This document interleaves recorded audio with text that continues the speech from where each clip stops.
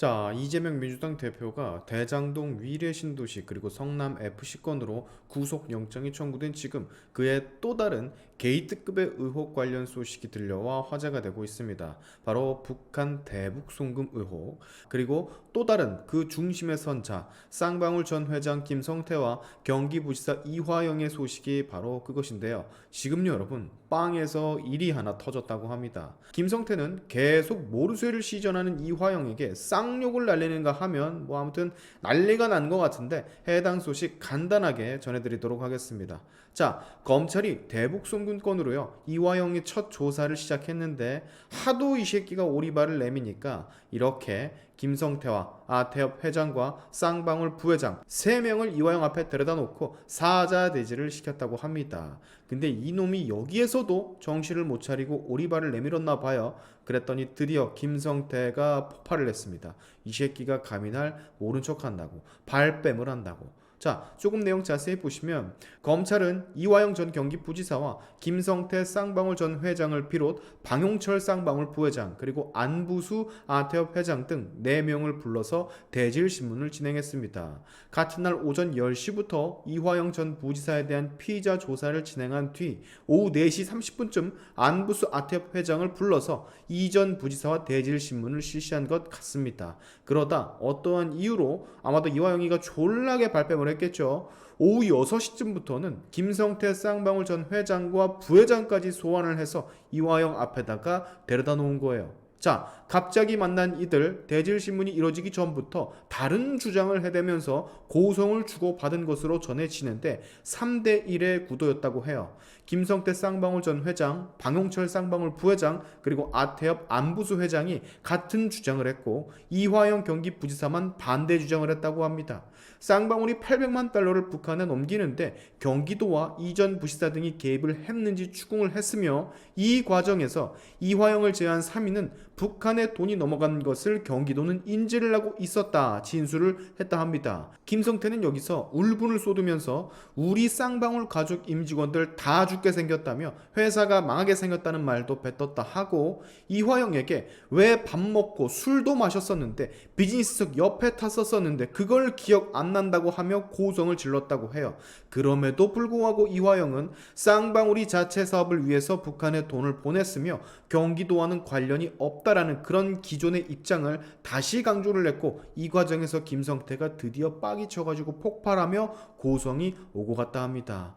김성태가 폭발을 하자 이화영은 답을 정해놓은 대질실문이라며 역시 이 새끼도 똑같네요. 이재명이랑 똑같은 소리를 하네요. 이재명도 그러잖아요. 검찰이 이미 답을 다 정해놨다고. 하여튼 경기부지사 아니랄까봐 경기도지사랑 똑같은 소리를 합니다. 답을 정해놓은 대질실문이라면서 진술 거부와 함께 검찰 조서에 이화영은 날인을 남기지도 않았다고 해요. 결국 여러분 쌍방울 전 회장, 부회장 그리고 아태엽 회장이 똑같은 진술을 하고 있는데 한 놈만 경기부지사였던 이 양반만 다른 주장을 하고 있는 거예요. 진술까지 거부하면서 말이죠. 야, 근데 여러분 이 양반 깡도 좋습니다. 막말로 김성태는 건달 조폭인데 그 앞에서도 저렇게 모르쇠를 시전해버리면 야, 김성태 제대로 빡이 칠 거고 가만히 놔두지 않을 것 같은데 겁도 없는 것 같네요. 겁도 없어. 다른 의미에서는 참 대단한 양반인 것 같습니다.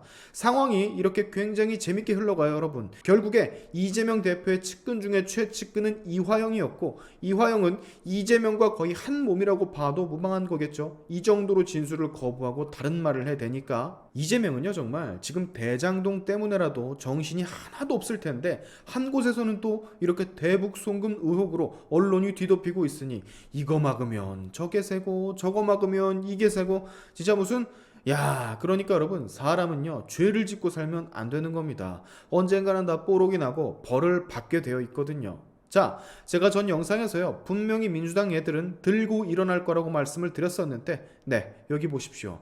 이제부터 윤석열 검찰과의 전쟁이 시작됐다면서 지들로 혼자만 분노를 싸제끼고 있습니다. 야당을 무력화하고 대통령의 정적을 제거하려는 전대미문의 폭거래요.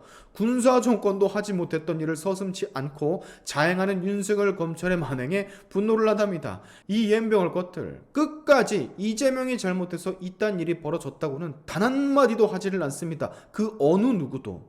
난 예전부터요 이해가 안 갔던 게요, 이 새끼들 청담동 술자리 이딴 개 가짜뉴스, 허무맹랑한 가짜뉴스는 다 믿고 따르더만 진짜 공권력을 가진 수사기관에서의 수사 결과, 증거 자료와 증언으로 만들어진 팩트에는 왜 이렇게 믿지를 않는지. 그렇지 않습니까?